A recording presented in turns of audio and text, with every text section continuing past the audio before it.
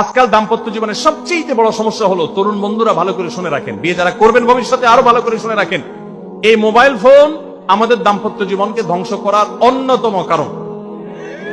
অতএব আল্লাহর ওয়াস্তে মোবাইলগুলোকে নিয়ন্ত্রণ করেন, মোবাইলগুলোকে নিয়ন্ত্রণ করেন। বাসায় ঢোকার আগে মোবাইলের গলা চিপে বন্ধ করেন, এরোপ্লেন মুড করেন।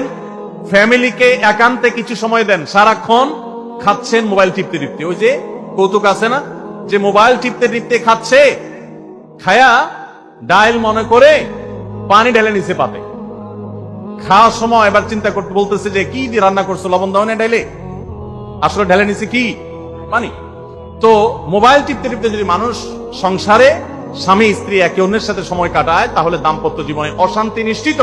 যত অশান্তি এবং যত ঝগড়া, যত ভুল বোঝাবুঝি আমাদের ফ্যামিলিগুলোতে হয়, এর অন্যতম প্রধান কারণ হলো এই মোবাইল এডিকশন, মোবাইল আসক্তি। স্বামী বলেন স্ত্রী বলেন উভয় একান্তে স্বামী স্ত্রী বাসা বাড়িতে তো অবস্থান যতদিন করবেন, ব্যবসা বাণিজ্য কাজ কাম আল্লাহর হস্তে, এগুলো সব জমা রেখে তারপর স্বামী স্ত্রী একে অন্যকে সময় দিবেন, ইনশাআল্লাহ দাম্পত্য জীবনের সুখ শান্তি আসবে।